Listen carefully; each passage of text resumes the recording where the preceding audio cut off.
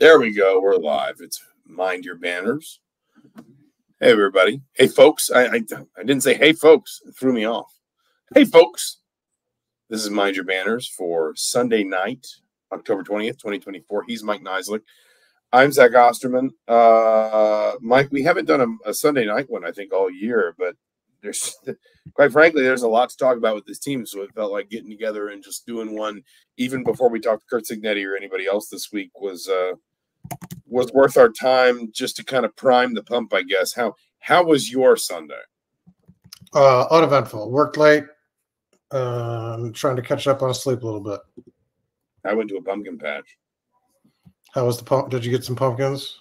We did get some pumpkins. We went to Fowler, went to the Bob Knight corn maze. Oh, yeah. My 6-year-old was like, I feel like we're running around in circles. I was like, that's pretty much the point of a maze.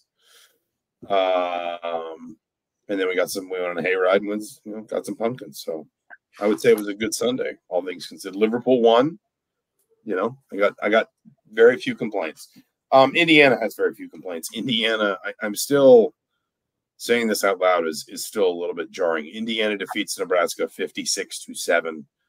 The game that we thought was maybe Indiana's first real test of this season turns out to be the most lopsided game of the season against an FBS opponent. It is, I think you looked this up, if I'm not mistaken, it tied Indiana's record for largest margin of victory in a Big Ten game. It was in the neighborhood of most points scored against a Big Ten opponent, though it did not break that record. They've broken 60 a couple times in Big Ten play.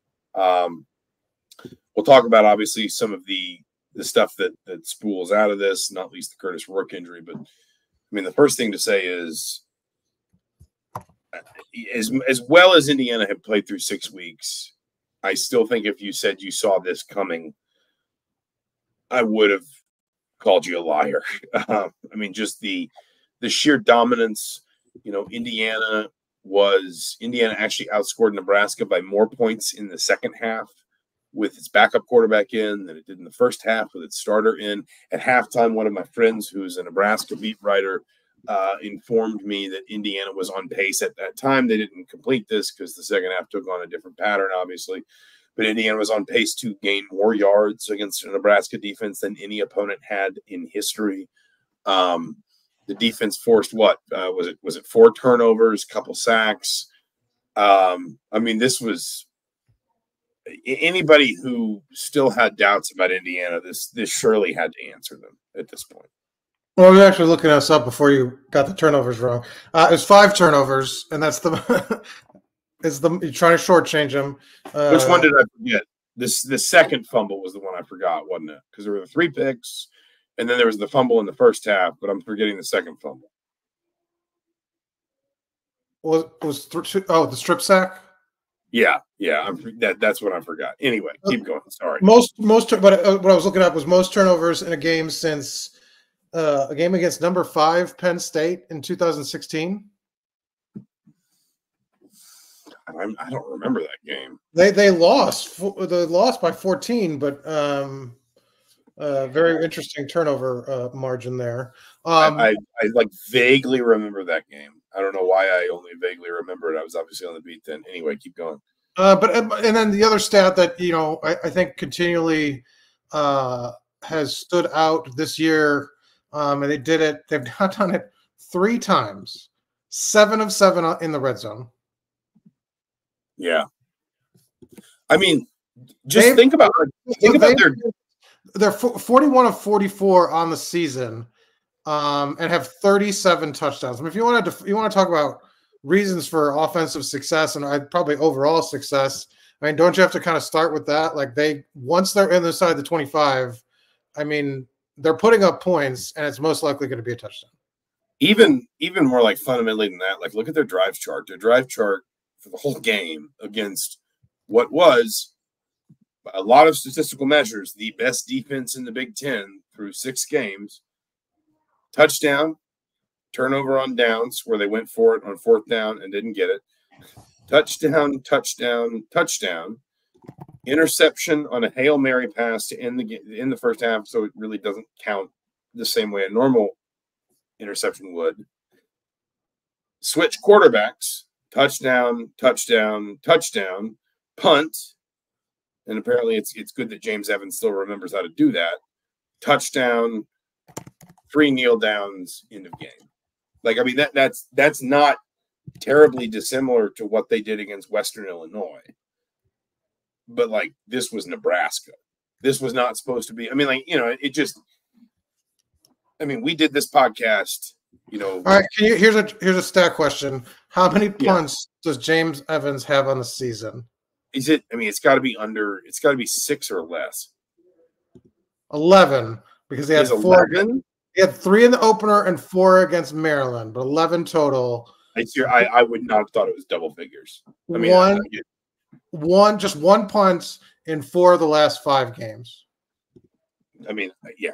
I mean, Indiana just doesn't, and it's not because they go for it on 4th down all the time. I mean, obviously they went for it on 4th down twice in this game, but you know, it's not because Indiana is just some team that just decides like punting and field goals are analytically wrong. We're going to go for it on 4th down. I mean, they are on schedule all the time. This is one of only 2 teams since Nebraska's defensive coordinator is Tony White. He came over, I think, from Syracuse, if I'm not mistaken. And Nebraska has genuinely, Saturday notwithstanding, been a very good team defensively since he came in. The only 2 teams that have rushed for 200-plus yards against one of his Nebraska defenses were Michigan last year, and that was obviously a team that won a national title, and Indiana on Saturday. And I know we both talked to Justice Ellison, who said it was like watching the Red Sea part. You know, he said after that, like, first drive, he thought like this might be a long day for Nebraska. I thought it was actually equally instructive.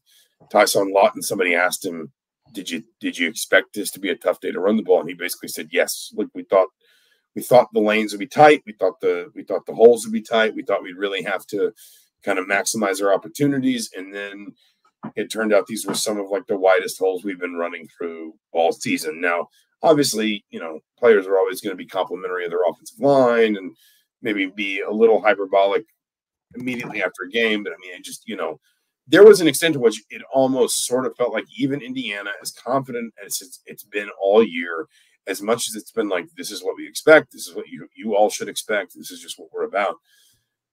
Even they kind of got off the field and they were like, wow, like we thought that was going to be harder than it was. That, like, I think Indiana surprised itself, I guess, is my point. Just a little bit, maybe only a little bit, but at least a little bit on Saturday. I thought it surprised itself. Well, I mean, you don't expect, I think, I guess, I mean, you can be that confident, but in terms of just the one-sided nature of it, you know, to beat a team in every 3 phases, to sort of, we talked a little bit about this after the game, just sort of, I don't know. It was just like obliterate. I mean, you just kind of pick up different words to describe it, and all of them fit. I mean, this was domination, annihilation, whatever you want to say. It's as one-sided of a Big Ten game as I think you'll see against a team that wasn't down. Like, I mean, you know, you've seen some games, you've covered games here against Rutgers when they were really bad, and you know, Indiana blew those, won those games. I mean, a lot of the games that they've won sort of lopsided, and when you kind of go through the years past, are against bad Northwestern teams. This was a 5-1 Nebraska team with a top 15 defense. So this wasn't like an also ran. This wasn't a team that had changed coaches and was in the midst of everyone. There was a school of thought that like this was going to be Nebraska kind of putting Indiana in its place a little bit. That like in a couple weeks, like in a couple weeks. But like there was a school of thought that was like, Indiana hasn't played anybody. Nebraska's got an elite young quarterback. They've got the best defense, or one of the 2 or 3 best defenses in the Big Ten. They're going to come in here and they're going to show people that like Indiana's good and Kurt Denny's done a nice job. But this is what happens when you play a serious team. But like it's the type of score that I think we sort of everyone expects in a couple weeks against a Purdue team that's down really bad, not against a team that was sort of like feel like after last year, you know, Matt Rule's kind of got this program in the right direction, and we're on the cusp of being a Big Ten contender. Obviously, Indiana sent them back right to the drawing board. And then, like you said, the fact that they don't even need their starting quarterback to do it in the second half. I mean, yeah, I mean that's the part of it that I think really emphasizes it, and maybe emphasizes, not to take anything away from the individual players, but emphasizes the job that the coaching staff has done, right? Essentially. And Urban Meyer couldn't wait to get to a camera to tell people how well coached this week he thought Indiana was. I know he did his little film study thing with Jerry DiNardo. We talked to him on Friday. He obviously did his segments on Fox Big Noon Kickoff on Saturday.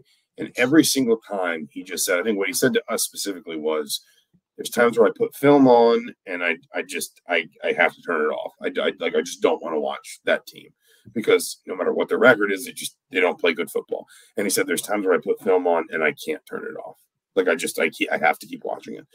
And his point was he just loved watching Indiana because of how well coached they were, because of all the little details they got right, because of, all the small things that they clearly paid close attention to, and he highlighted stuff that, if you're not a football nerd, and I think we probably are in different ways, and certainly there are fans that are, but he was highlighting back shoulder throws and perimeter blocking techniques that were making Indiana's offense so effective.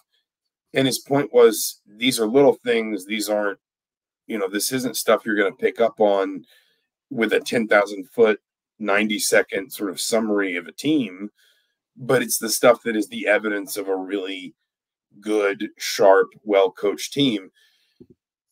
And when you have to make the change, and we'll talk about Kurtis Rourke's injury in a minute, but when you have to make the change from a starting quarterback who's arguably played as well as anybody at his position in the country through the first 7 games of the season to his backup, who I think we both think is a talented player. He's obviously a lot younger than Kurtis Rourke. We have seen him go through some sort of the struggles of youth at times in an Indiana uniform, and he comes in and he completes 7 of 8 passes for 91 yards and 2 scores, and he oversees a half in which Indiana actually scores as many points on Nebraska as Indiana did with the guy in front of him on the depth chart behind center.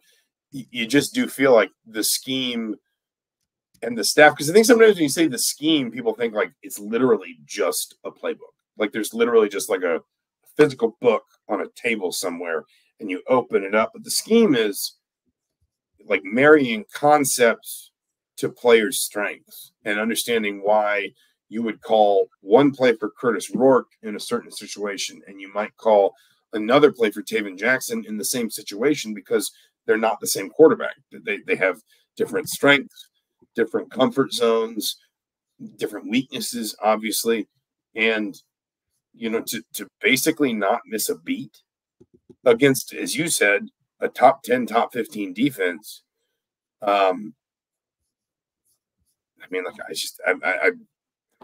don't know how many times I have seen something like that, period, in college football, much less in Indiana. I don't know. I'm thinking maybe about, those, was there an Ohio State team where Braxton Miller got hurt? And I think JT Barrett came in behind him and just kind of kept riding the same wave. And obviously there was kind of that famous Alabama team that's in the title game and Jalen Hurts gets injured and Tua Tagovailoa steps in. But that's kind of the level that you're wondering if Indiana's capable of when you see how seamlessly they transition against what is supposed to be a good defense from a quarterback that's playing as well as anybody in the country to the guy that's behind him. That is excellent coaching, essentially. Yeah, and if you want to focus on the Taven Jackson part of it all, I think as high on Taven as anybody last year. I thought the coaching staff did him just a great disservice with the way that they. You didn't think it worked when they named him the starter, but also named someone else the starter at the same time. What did you say? You didn't think it was good for his development when he was named one of 2 starting quarterbacks? That was actually not as bad as naming him the starter and then 2 weeks later benching him, but saying he was the starter and then benching him again and then saying he was still the starting competition and then benching him again. Look, you want to talk about breaking a guy's psyche, and I think sometimes young quarterbacks can just derail a career, to be honest. We've seen it, talk about breaking, your team, Auburn, Jeremy Johnson, not that he would have had a great, but they broke his confidence and just like never recovered whatsoever. And so like, I think you can get to that point with a quarterback, and Taven, has come through the other side of it. I think obviously with the staff, they've spoke sort of highly, I think, of his ceiling in terms of like he can make wild plays, like you saw the touchdown throw on Saturday. Still want more consistency in practice from him. But I mean, in terms of like going last year and then going a year forward, what you thought you'd see from him after that Maryland game and kind of what they handled. I mean, he's in a great spot, I think, just because of what happened last year. He's recovered, obviously, and sort of found a staff that, believes in him some, right? They made him the backup. I mean, they have 2 freshmen behind him, but he's obviously the number 2 quarterback all year. But yeah, I mean, I thought he has potential, and we'll kind of see what the coaching has done for him. But I mean, last year could have broken him, and it's good to see that he steps in a big moment and performs well. I Googled this while you were talking. Do you know where Jeremy Johnson plays football now? Well, he's been out of the league for. He plays for Cadillos de Chihuahua. Is this true? That's what Wikipedia says. He tried to get into professional basketball. He said he played for the Columbus Lions in the Arena League, then the Rough Riders, then apparently there's a West Virginia Rough Riders. I was thinking, when someone says Rough Riders, I think of Saskatchewan.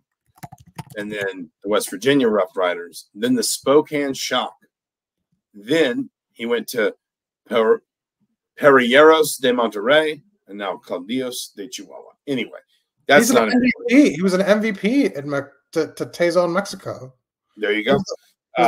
So I guess it didn't break him. He's obviously thriving. But in terms of let's get into Indiana's quarterback situation and not Auburn's quarterback situation.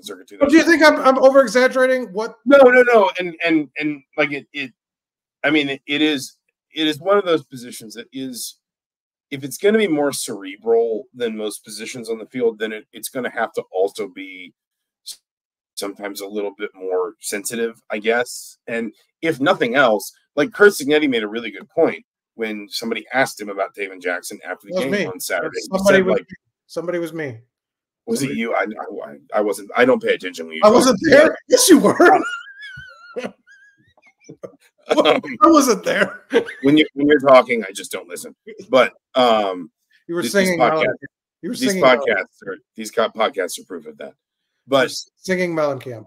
The point is, Cignetti said basically like, hey, he's our backup quarterback.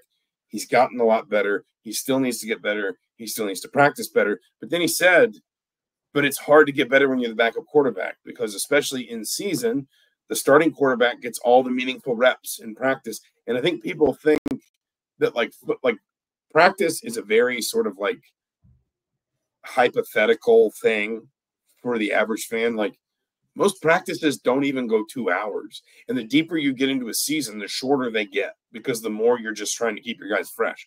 So if you think about like stretching and, just basic position drills and stuff like that, like you may spend half an hour actually working 7-on-7 or 11-on-11 in a given practice.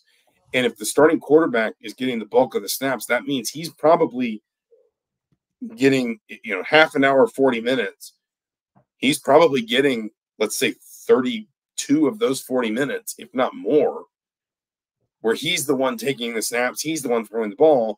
And when they're when the staff is installing stuff week to week, understandably, it's installing it for him.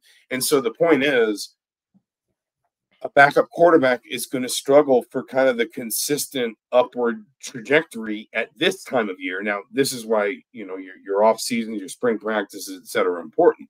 But at this time of year, a backup QB is going to struggle to be, constantly sort of climbing upward, because he's just not getting a lot of opportunities. And Curt Cignetti said basically, he was like, I was really proud of him. I think what he's proud of was Jackson stepped in to an offense that had been, tailored and tweaked and, adjusted for Kurtis Rourke. Like, I don't know if this is a perfect metaphor, but it's almost like getting in a car where the seat's adjusted, the seat and the steering wheel are adjusted to someone who's a different size, like someone who's like taller with a longer reach, and trying to drive the car and not feel uncomfortable without being allowed to adjust the seat or adjust the steering wheel or whatever, or the side mirrors or whatever. And yet Jackson was incredibly effective. And again, we will talk about Rourke specifically in a second. But like, I looked at Jackson's first two throws, kind of just, I tweeted one of them out a little while ago, but I looked at his first two throws on highlights. The first one is a short side out route to Miles Cross that is very clearly designed to just be like, hey, it's one read, get it out, easy completion, just get your rhythm, get your comfort. And then the second one is the touchdown pass. And it seems like an easy play, but it's what's crucial about the whole thing is Jackson has to freeze the safety. It's the goal line sort of play action. I don't know, swing pass. Do you call it a swing pass? I think it was Miles Cross caught it for a touchdown. But Jackson has to not look at Miles Cross, but freeze the safety with his eyes and make him think that he's going to run the ball and tuck it and run the ball so that the pass is there. And it's just a level of comfort that, a backup quarterback that I don't think many backup quarterbacks would find quickly. And I'm on record as saying I think Jackson has looked better basically every time I've seen him. And we haven't seen a ton of him. We don't get as much practice access, even going back to like spring practice or fall camp or whatever. But I thought he was better than Rourke in the spring game, maybe even adjusted for the fact that he was going against the second team defense. I thought he looked better in preseason camp when we were able to see him. I think he's looked better in the little snippets and windows that we've been able to see where he's been, in relief late in games. And for him to step in and pick up a game that was already going so well for Indiana and just keep that whole thing ticking over without any real interruption, I think is both a huge boost for his confidence and also, frankly, for his team's confidence in him, because we know that for at least 1 week, Indiana's going to have to ask him to be the starting quarterback. Yeah, and you want to transition to Rourke here and kind of what your thoughts are and sort of how does it change, I guess, look, we know he's out this week. They've used the word indefinitely, which, tomorrow's a concept, so we never know how long indefinitely is. But 1 week for sure. I'd imagine you try to get him 2 weeks of rest. Like, you think you could beat that Michigan State team on the road. And Michigan and Ohio State is when you kind of bring him back, just if you're trying to get him rest, get him healthy, and kind of save him for the kind of the key stretch run. Obviously, that's just sort of my opinion, but what do you think here?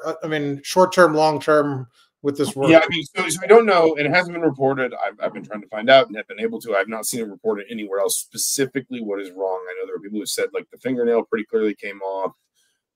It's not clear whether there's more damage than that. I would be surprised if Indiana puts out a statement that says Rourke will play again in 20. And it said that specifically. It said Rourke is expected to play again in 2024. It's like at the end of a James Bond movie, right? Yeah, like Kurtis Rourke will return. Kurtis Rourke will return, but he will be George Lazenby when he comes back. That's not good for fans. That was an underrated Bond movie, though. It really was, on Her Majesty's Secret Service. Who is he now? Which James Bond is Kurtis Rourke now? Ooh. I don't know, because he's only been around for a little. Maybe Timothy Dalton, who I will argue forever is the most underrated Bond. Dalton should have had more Bond movies. Yeah, but they gave him bad scripts. It was not a good. He got bad movies, and that just killed him. He did. But to me, Daniel Craig is the example because he's older. He's an older Bond. Daniel Craig. The thing is, if you've read the Bond books, Daniel Craig is Bond. Like in the books, Bond basically knows he has an alcohol problem. He takes pinpoint needle cold showers. He struggles to sleep. He has a conscience about all the things that he does. I think there's even some books where he goes to therapy, basically, which obviously at that time in in that world was not something people thought about. So like the idea But of these are Bond the things Rourke has to do to get up for the football games. I was just saying he's like older veteran Bond, and that's why it would fit Rourke. But no, I get but the point is Daniel Craig, Liverpool fan Daniel Craig, by the way, was like his Bond is far and away the truest to the Ian Fleming character. If you're asking me who Kurtis Rourke is, I think it's Timothy Dalton, who hasn't been around long. But he's not been around longer here, but he's been a long time in college football. So maybe it's Pierce Brosnan then. I don't know. Anyway, the point is, I don't think they release that statement and say like he's expected to play again in 2024 if they think there's even a reasonable chance he won't. Like if this is like it could be 5 or 6 weeks. I don't think they say that, because you don't have to say that. You can just say he's out indefinitely. We hope to have him back soon, and then it turns out, because I think it makes it clear he's not playing this weekend, but anything after that is sort of like fair game. Like the door's still open. So the question is essentially like, is there damage beyond the fingernail? Because I think what was clear when you watched Rourke throw late in the first half was he could not grip the football comfortably. And when he was throwing the ball, it was almost the like whatever the hand equivalent of like not being able to plant your foot because of a sprained ankle or something is. Like he had 4 throws. Everything couldn't it just be like he couldn't grip the football. That you don't need to. He couldn't deliver it authoritatively. He had the one deep shot to, was it Miles Price? I think that Nebraska, the safety came over and made a nice play. The other 3 passes, each in their own way, just looked like he could not sort of like authoritatively deliver the football, presumably because of the pain he felt in his thumb. How quickly, whether it's the fingernail, whether it's more than that, how quickly can you get him to a place where he can grip and throw without any real issue? I don't know. But I think that to me, at least outwardly, is the question to answer with Kurtis Rourke is like, whatever the issue is, how quickly can you get him back to a place where he can grip it and rip it, as the kids say. But in terms of the team perspective, like, I get like what the, breaking down the injury, but in terms of what this does for Indiana's outlook, I mean, 7-0, closing in on the top 10 national rankings in both the AP and the coaches poll. Obviously now, I think firmly in the playoff hunt. How much do you adjust it if he's out 3 weeks? How much, what does this do for you in terms of, and how much does it affect this weekend's game? The funny thing is, I actually think in a weird way, there's an extent to which, because I think if you're Indiana, you probably, the one thing you feared with game day, and game day's coming to town, I guess it's taken us 28 minutes to acknowledge that, but I think people know game day is coming to town for IU Washington. Details to be announced soon, where it will be, who the guest picker is, etc.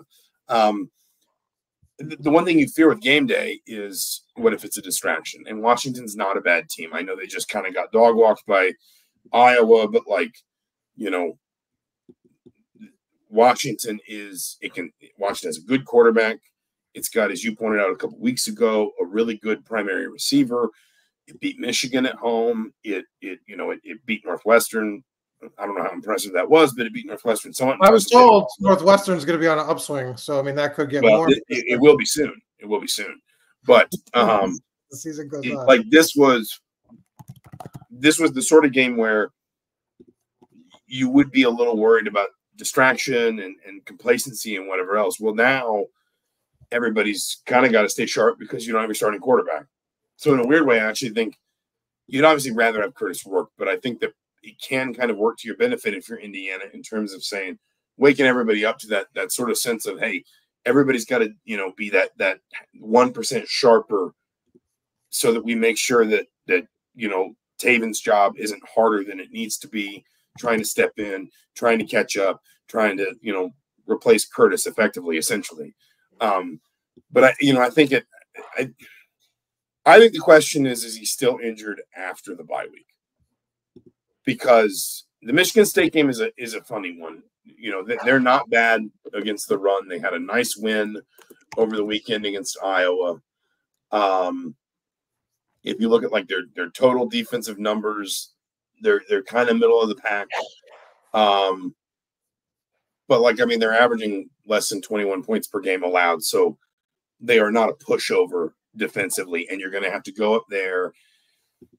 What happens if that's a night game or even like a 3:30 game? That can be a difficult place to play. You know it as well as I do, if not more so. That's the one that maybe, it sounds weird to say this with Michigan in that stretch, but that's the one that maybe worries me the most if I'm Indiana. But I think the more fundamental question is that included. So you're saying before the bye, so that includes Michigan? That includes Michigan. All right. Here's why. But if you were a Michigan fan right now, and I just said, hey, Taven Jackson was 7 of 8 for 91 yards and 2 touchdowns against Nebraska, and he's 12 of 18 for 225 and 3 scores so far this season. Would you rather try Taven Jackson than any of the quarterbacks you have right now? I think they'd all say yes. So in a weird way, I'm not less worried about Michigan, but I'm not sure Michigan is quite as complicated of a problem to solve as Michigan State. Does that make sense? Well, here's why I think Michigan might actually be, moves. I've said Washington could give Indiana a run in terms of having the best quarterback they face sort of in the second half outside of maybe Ohio State. Michigan has the worst quarterback situation, but also by far and away the sort of best pressure and sort of havoc team that they face. And against Taven Jackson, that now becomes other than Nebraska. Let's be fair. Nebraska was better at that. No, I'm saying of these next 3 games. I'm saying Washington has not gotten to the quarterback at all, really. 15 sacks, but their pressure numbers are really low. Michigan State's pressure numbers aren't great. Michigan is opposite. They've had some really big games, and that's kind of what they've built their really talented front seven.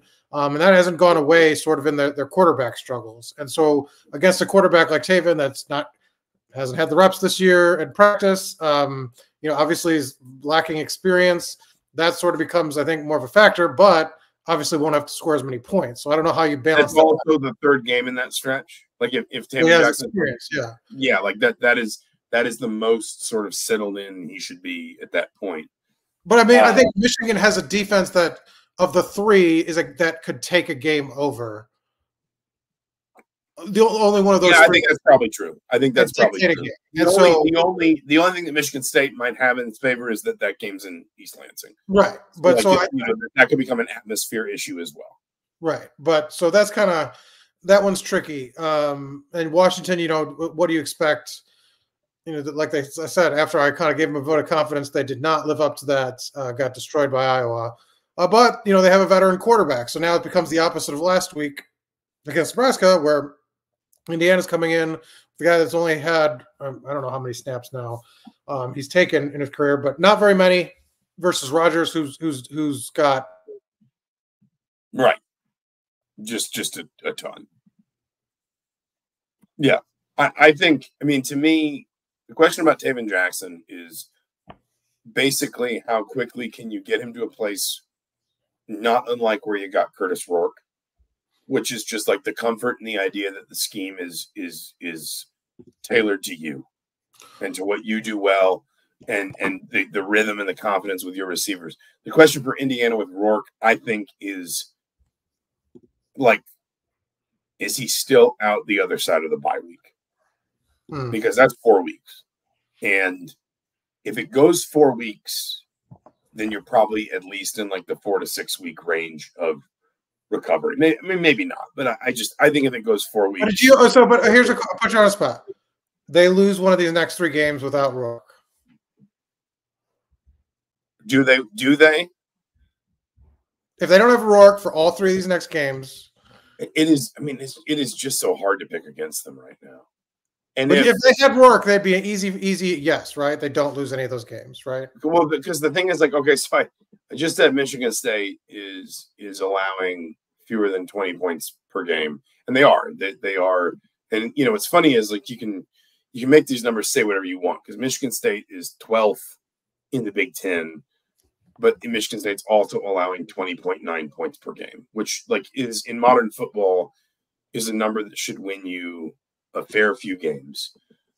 But then the problem with Michigan State is they are only scoring 21.6 points per game. So like they're literally averaging 0.7 points per game more scored than allowed. Like they can't move the ball.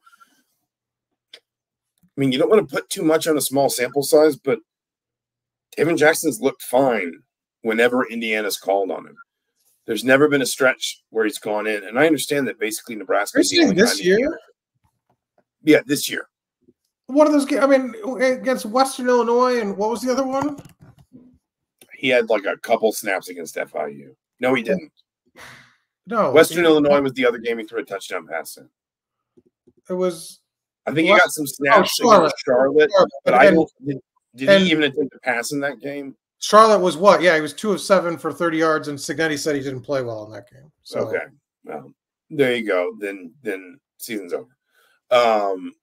No, I mean, like I said, his numbers so far 12 of 18 for 225 and 3 scores. Well, I'm writing it down right now. You're picking him to win all 3 games with Taven Jackson. It is hard for me to pick against this team in the way that it is playing in all phases. And having watched Taven Jackson and just felt like he's probably not going to be quite as effective as Kurtis Rourke, but then what does that mean? That they only score, 33 points a game and not 48? I mean, in those 3 games specifically, I think I would still pick Indiana.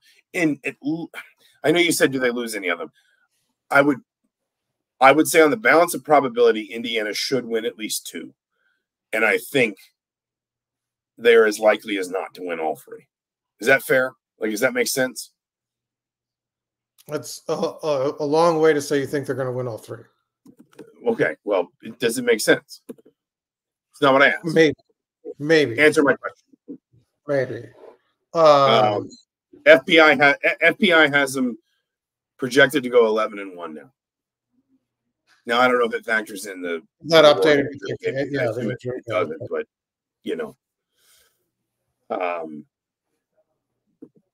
yeah. I mean, I guess my point is, at this point, I think Indiana's earned the benefit of the doubt as a team, and I'm not saying that Taven Jackson won't struggle. I'm just kind of saying I need to see him struggle, and by extension, Indiana struggle, to really accept that it's going to happen against anybody that is not obviously at Indiana's level or better. And I'm not talking about level as a program historically, or in terms of prestige, or in terms of,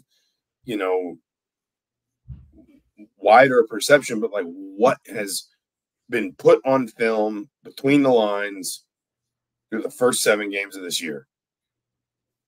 Again, like use the FBI as a comparison point. The only 3 Big Ten teams ahead of Indiana and the FBI are Ohio State, Oregon, and Penn State. The only other Big Ten teams in the top 25 are USC and Wisconsin. What is Indiana right now? 11th? Indiana is 11th. So, if we're talking about teams that are in Indiana's class, Michigan is 38th and falling. Washington is 39th. And I think this is a fascinating. Is Washington higher than Michigan? Where's Michigan at? Michigan is 38. Washington is 39. So I think this weekend is a fascinating game. I'm kind of done saying we're finally going to learn if Indiana's real. Like at a certain point. Well, I don't think it's real. I think with Taven in the game, it matters even more. We talked about those 2 stats on Saturday that they have not. Obviously they're not trailed, but they've been just blasting teams in the first quarter. To the point where they've really, they could, I think, have won almost every game with the first quarter score. But it's more important than ever to sort of continue that, to take the pressure off Taven. Because I feel like the defense has played better in second halves, in recent stretches. That 5 turnover, 4 of those were in the second half. A lot of touchdown in the second quarter, but. to play complementary football right out of the gate, which they've done all season, but to give him a lead and let him sort of, because I think the message is, look, just don't make mistakes and we're going to win this game. We'll find a way. We'll find a way to do whatever we need. If you don't throw especially the home games, especially in this stretch, especially the 2 home games, I think that is fair. It's like just don't. If there's not a throw there, don't make it. We're going to score enough points. I think it's hard for a young quarterback. But he showed it. Here's the thing: he's not that young. That's the one thing about. But he's young in terms of game experience, and he's had 3 different coordinators. No, he's had 4. I get that, and he is young. 4 different coordinators. He is young relative to the position. He is young relative to the position. But this will be his 6th start in an Indiana uniform. Most schools do not have a backup quarterback of his pedigree. Now, there's an asterisk because one of those starts is the Indiana State game where he only played a half because it was a 2-start quarterback system, if you'll remember. One of those starts, and then the 2 other starts were Maryland and Michigan. So really, 3 career. Okay, but my point is, most backups are not as experienced as he is. I think that's false. I don't. In terms of snaps played, maybe not career starts, but snaps played, I don't. Maybe that's an interesting article. Maybe that make for an interesting article this week. Maybe I'll look it up. All right, there you go. Do that. I want you to look at every backup quarterback. Do you think in terms of snaps played and career starts? Snaps played. But here's the thing. Snaps played. What about meaningful snaps played though too? Because there's a difference. There's a difference between judging Taven Jackson in this game versus Taven Jackson against Western Illinois. I think it'd be subjective. We'd have to evaluate a quarterback's experience, but I think there'd be enough quarterbacks with more snaps played to render that mute. So you're a doubter, is what you're saying. I'm a doubter in your bold claim. Yes, this is a different kind of rat poison, but you're still delivering the rat poison. It's a different brand. It's a different flavor. It's a different flavor of rat poison, but you're still bringing it. All right, let's finish there. We're gonna have more to talk about. We will podcast later in the week. We're talking to Kurt Signetti tomorrow. We'll see if there's another tomorrow, being Monday. We'll see if there's another update on Kurtis Rourke then. What you do know if you're Indiana, and actually, again, in a way, I think is helpful, is there's no question about Kurtis Rourke this week. He is out. Well, one thing before you do your wrap, because they're going to probably announce this, tomorrow or Tuesday, I'd imagine. I don't know if we'll podcast before then. I put you on the spot last week. Joe Buck. Joe Buck. That's my answer. And I swear there's nothing behind that. I think I was hinting in some things that I was writing or saying or whatever, radio hits about the possibility of game day. I think we'd all heard the rumors that Indiana was being seriously considered for game day if they beat Nebraska. And I have nothing behind the Joe Buck thing. No one has said, yeah, I think it'll be Joe Buck. I just think that makes the most sense. He's on payroll at ESPN. He's good on camera. He's very invested in this team publicly. So, there is an obvious Indiana connection, of course. And he also would get up there and he would know what he was talking about. I wouldn't expect him to have a detailed breakdown of every game, but he's not going to get up there and be like, I like the colors. I'm picking Oregon. You know what I mean? He would be connected there. I think Joe Buck. What about you? I'm just going through the list one more time. I think Buck's. Look, the symmetry with the network of it all, because they picked Caitlin Olsen a couple weeks ago for Oregon, and I didn't realize at the time that she had a new show on ABC. So giving some love to the thing. Buck probably makes sense, but Jeremy Gray, Schwarber was not a guy we mentioned on this podcast. Yeah, I think that is another one that would make a lot of sense.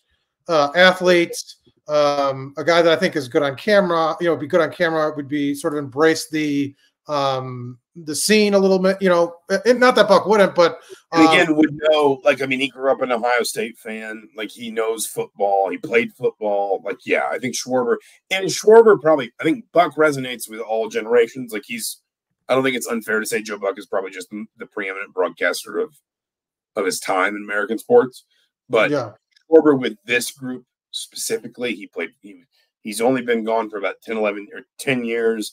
He played for the Cubs. He won a World Series.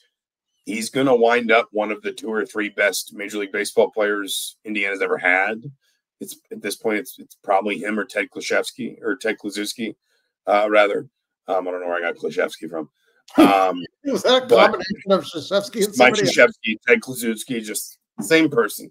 Mash them together. But it's either Schwarber or Kluz. But the point is, like, and they put Philly yeah. That's I think I'm gonna go that way. Schwarber. Yeah. I think Mellencamp disqualified himself by appearing on Big Noon Kickoff. Yeah, he did Big Noon Kickoff. You're not gonna ask him to do it twice in a week. Like that's. I just don't think he could do it. Even though his appearance on Big Noon Kickoff was spent mostly praising Lee Corso. Yeah, well, but that's the Indiana he grew up with, man. And now Lee Corso's coming to Bloomington. It all comes full circle.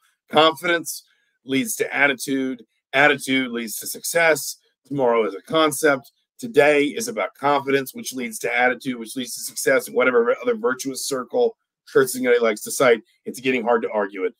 He's Mike Niziolek. I'm Zach Osterman. This has been Mind Your Banners for October 20th, 2024. Thank you so much, all of you, for listening. We'll be back at some point this week with probably more to talk about Kurtis Rourke, maybe some more game day details, and maybe we'll sprinkle a little bit of basketball, and they do have a big exhibition this coming weekend at Tennessee. But for now, thank you so much for listening. We will talk to you soon.